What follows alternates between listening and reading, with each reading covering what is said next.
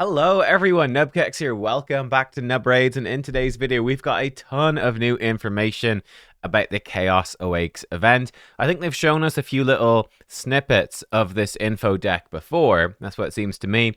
But this is the actual full info deck. So yeah, instead of being sort of spoon-fed tiny pieces, I think we finally got the full meal. So let's dive in. Here we go. We've got a lovely confidential notice. Scary stuff. Make sure, yes, I press start recording, not start streaming. So we're all good. Those two buttons are right beside each other. Very dangerous stuff. But yes, let's go. The event overview, Chaos Awakes, which is cool. Some interesting stuff here that's new information. 5 unique legendary champions in here. And then we sort of know everything else already. Here's some new info as well. The duration of the event is from the 5th of June to the 6th of August. So we have 2 months.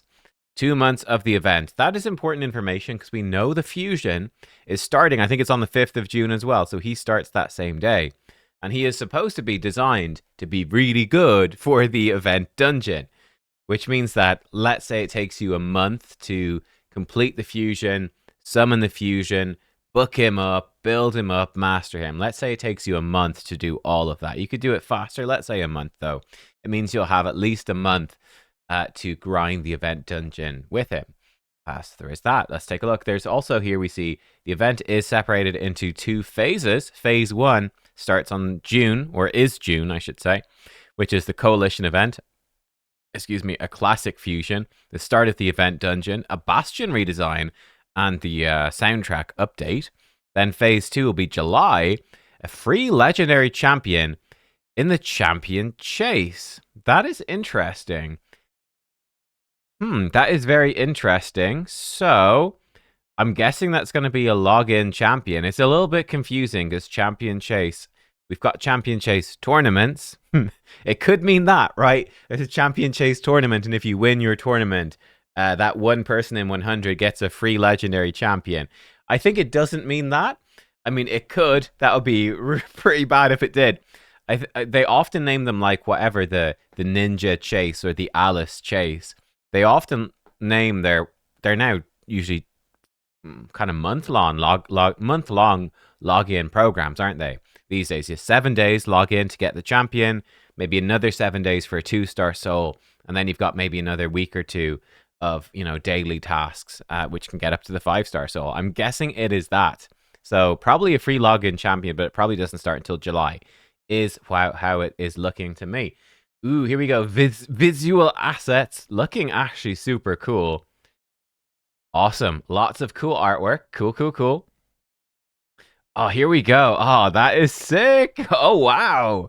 A Bastion design. This has maybe a little bit of a concept art look to it still to me, but yeah, I can imagine that going in being animated. That looks sick. That is super cool. Yeah, the sort of the spikes erupting.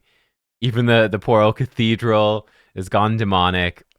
This it's almost feels like it could have been a Diablo event. Looking at this, we'll see. Special theme Bastion design be active during the event with an updated OST. That is awesome. I don't know if they've given us the OST, but I won't play it. If they did, we'll wait until it goes live. I suppose only a few days, and then hear it live. So we've seen all of this before. The Coalition. So they gave us this tab before. Yeah, and this page as well. So basically, the Coalition event. There's going to be, worldwide major milestones requiring millions and billions of points, and then there'll be personal points, which are thousands. But yeah, and there's going to be quest system, repeatable quests that cycle every few days, and then once-off quests as well. So yeah, that's cool. We've already seen that. We won't go into it.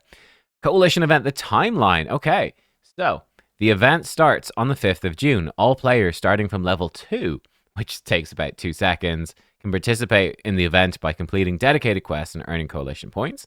The reward period is up until the 2nd of July. During this period, players can, or it begins on this, I guess it begins on the July 2nd. During this period, players can no longer complete quests or earn points, but they can still open the event tab and claim earned rewards. And then the event ends on the 3rd of July, so 1 day later. Okay, and it's no longer accessible. So maybe it's a little... I think just to be clear, my understanding would be as soon as you are able to claim your rewards, you can just grab them. So, from June 5th, as soon as you qualify for a reward by completing enough quests, you should be able to just grab it. I think basically this means that you can't earn any more points on July 2nd, but you'll have like a solid day where you can still grab your rewards. Like it will linger in game for an extra day. You can't get any more points, but you can pick up all your rewards before it disappears forever. I think that's how it's going to work. That's what it sounds like to me. Ooh, here we go. Okay. Whoa, where am I gonna? I guess I'll go over here where he's blacked out, which is funny. I'm very curious about this. So they didn't provide us with a proper image of the fusion. They put out a teaser video of him. He doesn't look like there's anything weird, but it's a bit strange. It's like, why has there been so much secrecy around what the fusion looks like?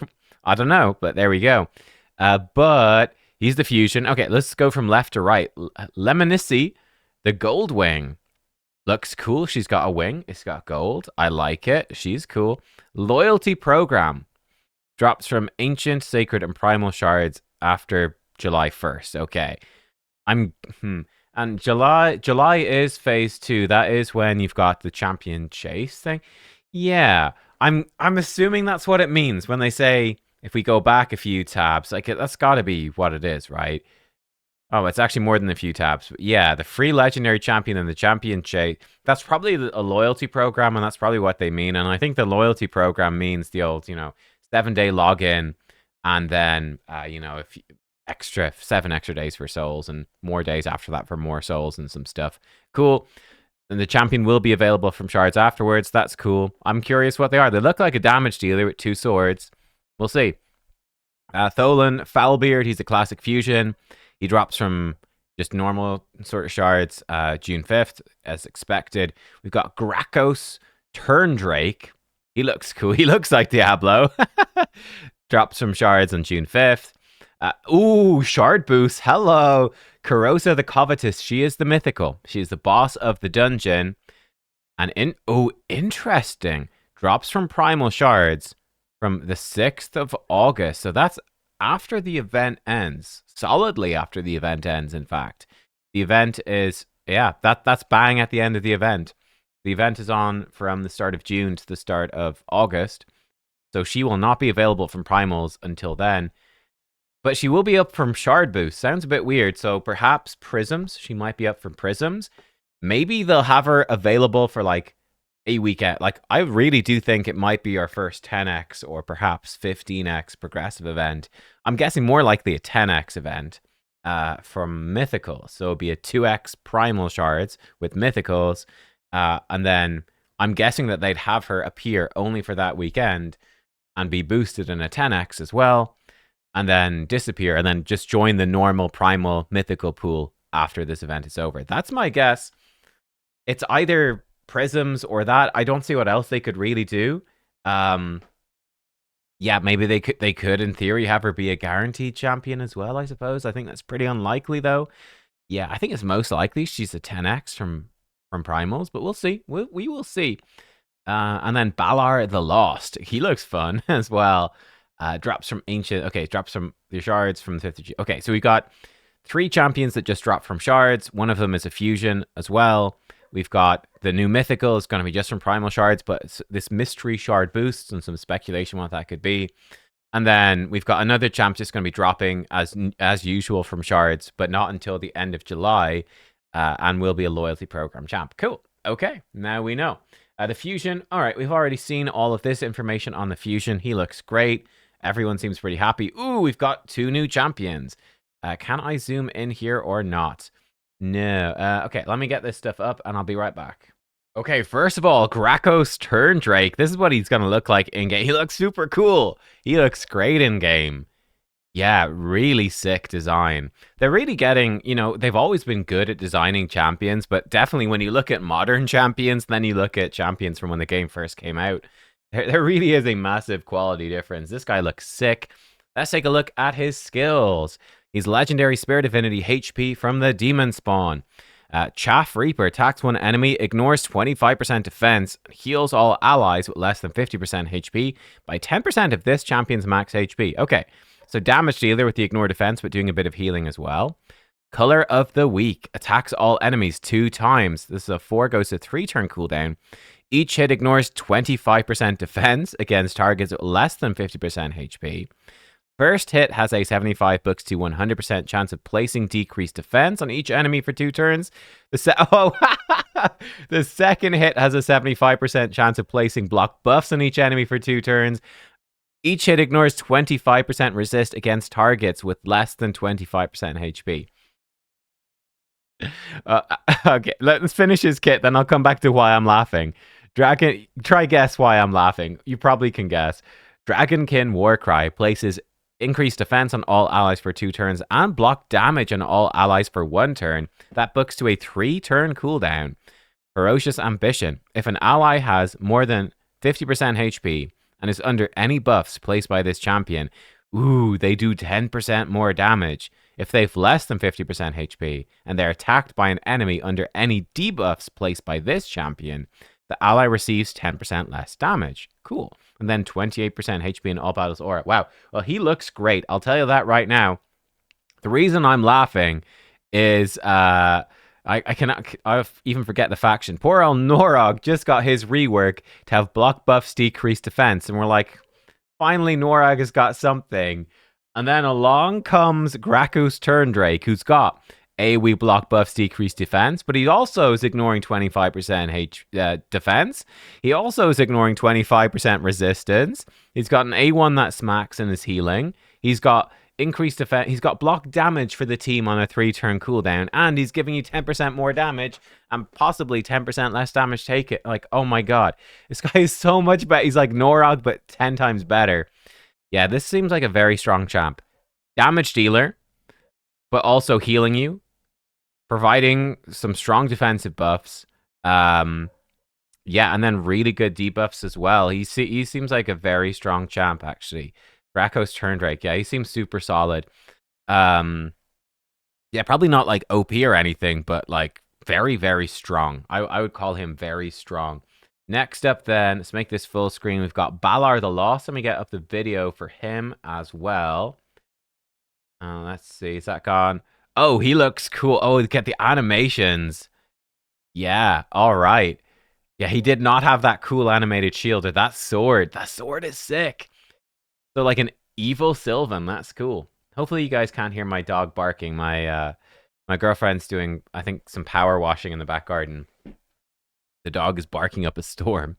It's not. She's been sick with a UTI, so she was miserable for like a day or so. But she's really improved. She's not 100%, but she's really improved. So it's good. We're cursed with our dogs getting UTIs. It's like, are we doing something wrong? Like, what is? Why? I don't know, man.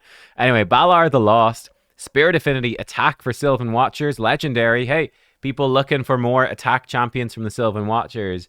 Here we go. Malignant Thorns. Attacks one enemy. Before attacking, puts shield on this champ for 2 turns. Value of shields proportional to his attack.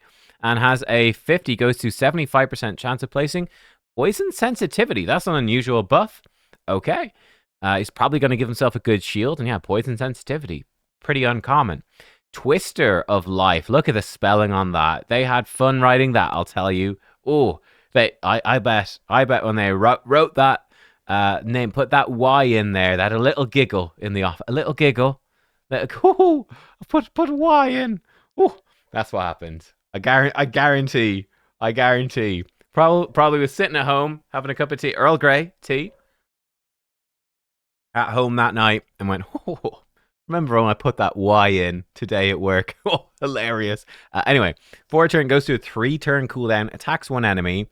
I'm just looking ahead. I see an attacks one enemy here as well. Looks like it's a single target damage dealer. Usually not quite as good. Let's see though. Attacks one enemy.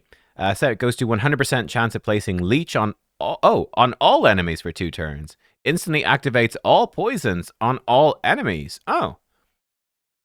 Okay, so AoE leech, AoE poison explosion. Huh. Okay. Monstrous Growth attacks one enemy. Before attacking, this is also a 4 booking to 3-turn cooldown. Puts increased accuracy on all allies. Has a 75 going to 100% chance of putting decreased resist on all enemies for 2 turns.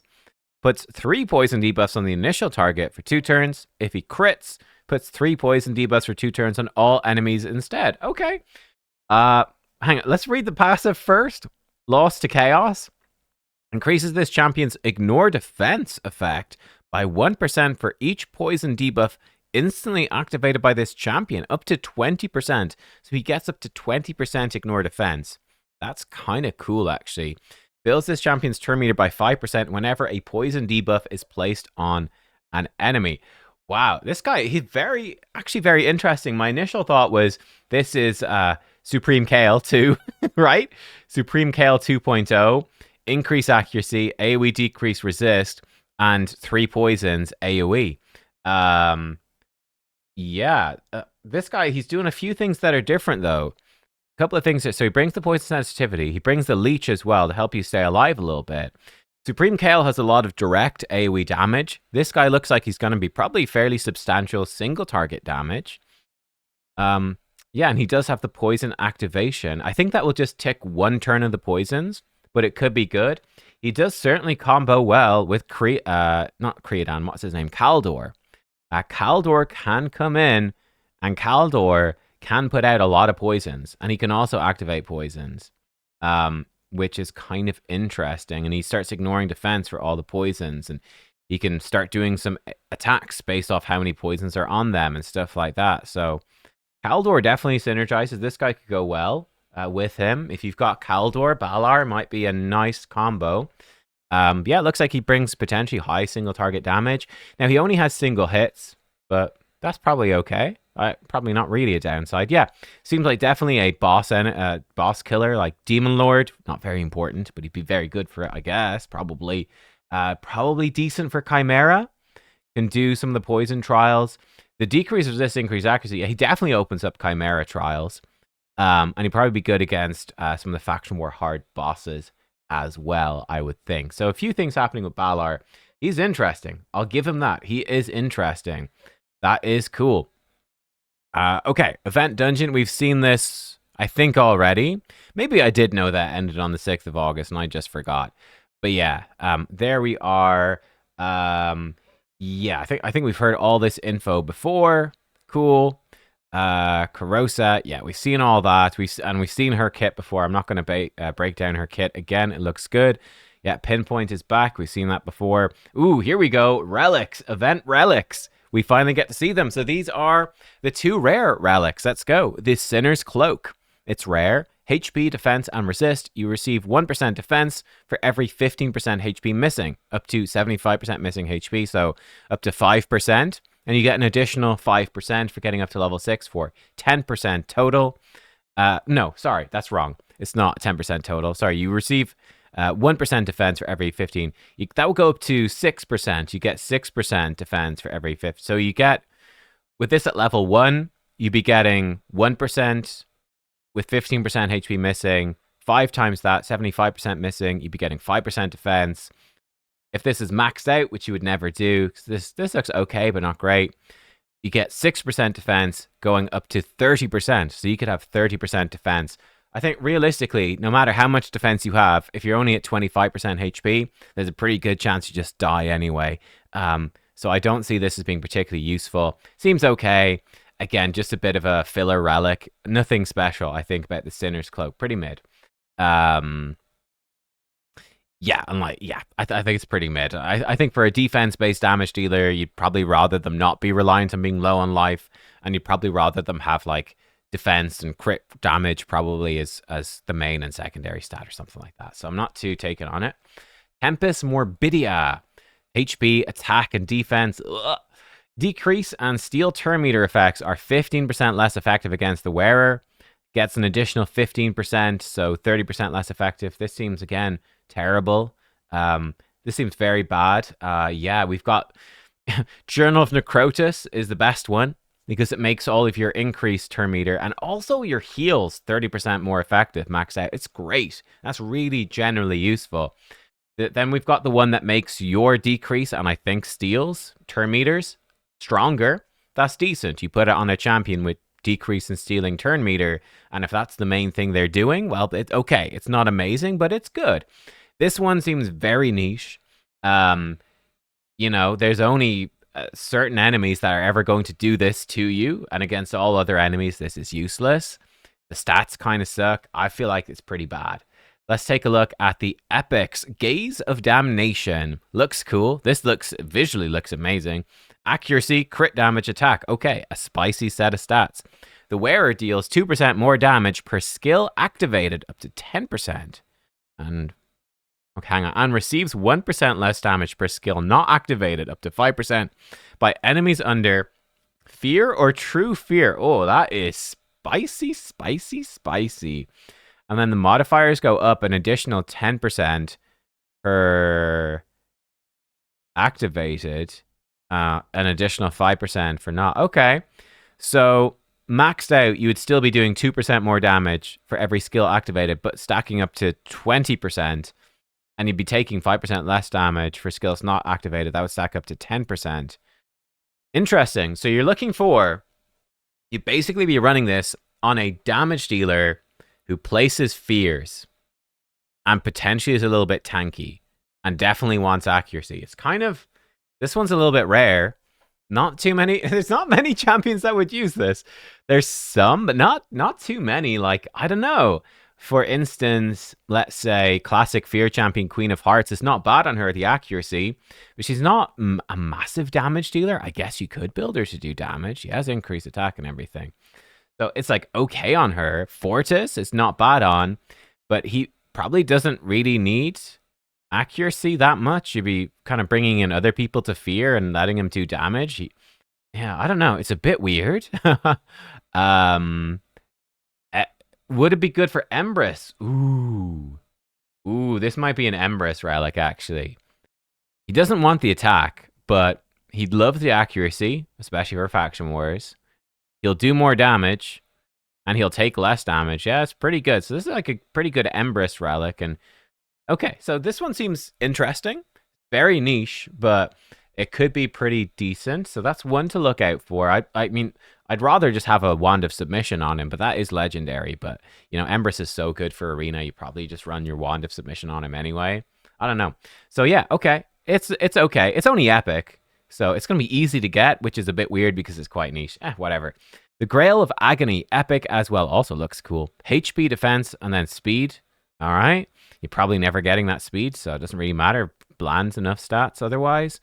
When enemies steal or decrease the wearer's turn meter, the wearer instead loses 2% max HP for every 1% turn meter that would have been lost or stolen. Can kill the wearer. So our mans can't decrease your turn meter. But since he steals 100% of your turn meter, he'd do 200% of your max HP as damage. That seems pretty bad. This might be okay. Maybe it's very niche. No, you're in trouble. I was gonna say like you could stop it with Stone Skin, but they can't steal your turn meter if they've got Stone Skin. This seems super niche. Where you ever use this? Now the HP loss does go down. You can lower it by a decent chunk. So 1.1%. So you'd only lose 0.9% max HP. So if you max this out, if our man steals 100% of your turn meter, he would steal 90% of your max HP instead. So he wouldn't steal. So that could actually be good, but you need to max it out. If it's not level 5, he will just kill it. Not level 6, he'll just kill you. You need it to be level 6. And then, yeah, our man's can't steal your turn meter, but he would still stun you. So, unless you got an immunity set. I don't know. This one, maybe there's some place to use this. This seems super niche. Like, I don't see most players probably using that. I don't know. Maybe I'm missing something obvious. It seems a bit weird. The legendaries, we'd hope that these are better. That not great so far. Gilded Pinion. HP, speed, resist, okay. Wearer receives 1% less damage for each turn of cooldown on all of their skills, okay. Goes up a small bit, additional 1% and 1.5, so you get 2.5% damage reduction for every turn of cooldown on all of their skills. Now, that's a little bit unclear to me. What does that mean? What does that, like, if I look at Empress, he's got a 4-turn cooldown and a 4-turn cooldown. So does he get, is that like 8 turns of cooldown? Do these moves need to be on cooldown? Do they need to be off cooldown? What does that exactly mean? It's not entirely clear. Each turn of cooldown. I mean, let's say Empress, if he's getting 8% less, if he's got 8 turns of cooldown on his skills, he'd have 10 if you didn't book him. He'd be getting, I don't know, like a decent chunk of damage reduction. Okay, this seems okay. It's probably like just a fairly consistent amount of damage reduction with okay stats and 3 gem slots. Doesn't seem particularly exciting. Skull of Treason. Let's see this one. Accuracy, defense, and speed. HP burn debuffs placed by the wearer deal 10%. Oh my god. 10% more damage to enemies with higher max HP. Oh my god, this is fucking broken. 5, 10, 15, 25, 40, 50% total. Oh my god, it's so busted. This is so OP, bro. Okay, well, all the other previous 5 relics have been shit to mid. Now here we've got something that's absolutely disgustingly overpowered, and you definitely want to try get 1 or 2 of these. 100%. This thing is absolutely busted. There are certain champions. Now, obviously, you have to have them, but like Volcanos, who will just destroy teams in Arena. Just destroy them if it wants to load. There we go. Melts them with the 1 faction ally. It's all he needs, and he will just decimate them with HP burn. Sulfurion from the Lizards, very good as well. You can do good damage, absolutely destroy Stone Skin, because Stone Skin takes more damage from burns. And then on top of that, you do have champions that are, just do decent burn damage against like Hydra and stuff like that for people who are progressing, or against Spider.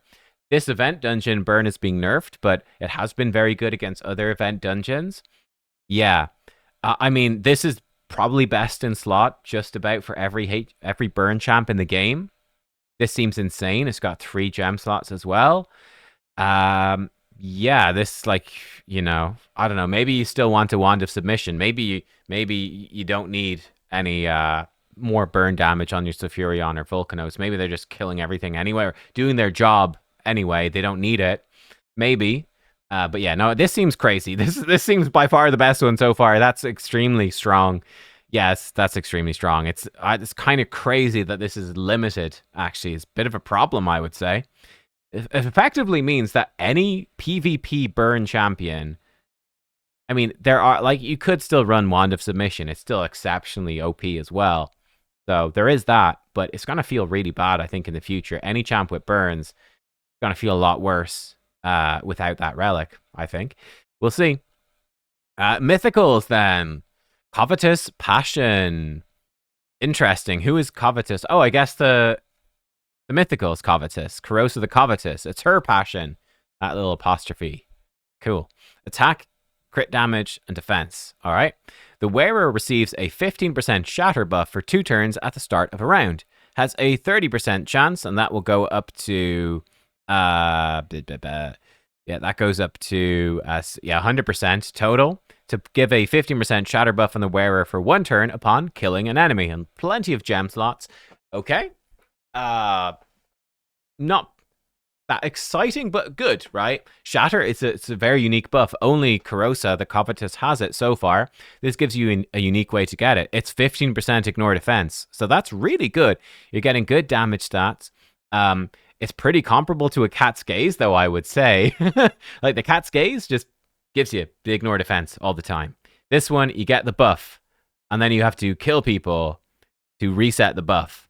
So it's like a Cat's Gaze with extra steps. Bit strange, I will say. Definitely a little bit strange, and it can be removed by buff removal. And yeah, so it shows you how OP the Cat's Gaze was, I suppose. It's this definitely seems like sort of a Cat's Gaze 2.0.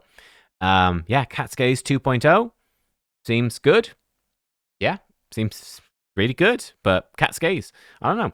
The Crown of Corruption, crit damage, HP, and defense. Ooh. Wearer does 5% more damage and receives 5% speed when above 50% HP. Ooh. Below 50% HP, you deal 25% less damage and you lose 15% speed. Woohoo! Okay. And then you get bonus. This is, again, a little bit unclear. But it goes up a lot. It's very stacked towards level 5 and 6. But this seems very strong. This seems very, very good. The Crown of Corruption. This is, yeah. Okay, so both the mythicals are good, and yeah, okay, the top end relics are good, the lower end ones kind of suck. You get an additional 7.5, 15, 20, additional 20% damage. So you max this out, plus 5, you're getting 25% more damage, flat, and 10, 15% speed. So you're above 50% HP, 25% more damage, 15% speed. That is incredibly good. That is incredibly good. On top of good, like a ton of crit damage and a ton of gems. Very, very strong.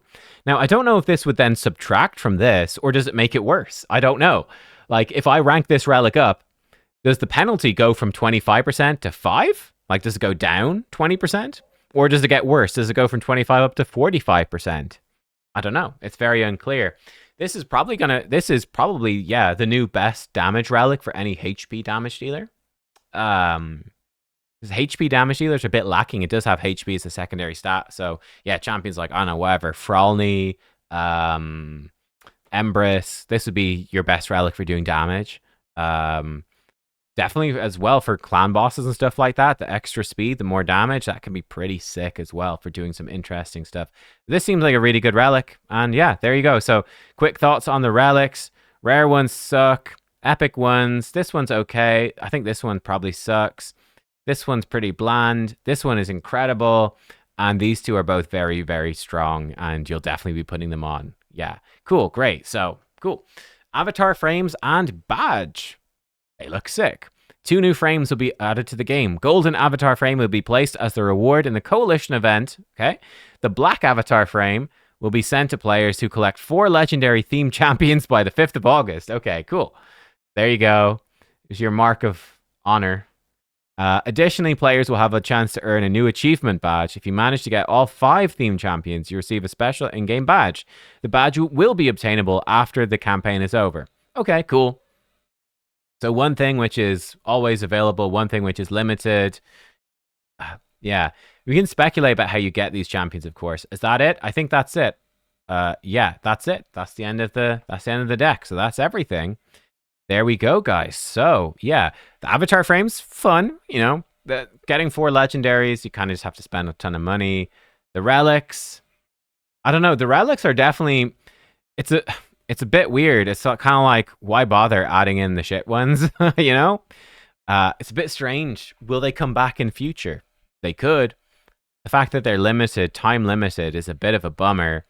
They're kind of, the mythicals are general, so I don't mind them being time limited. They're very cool.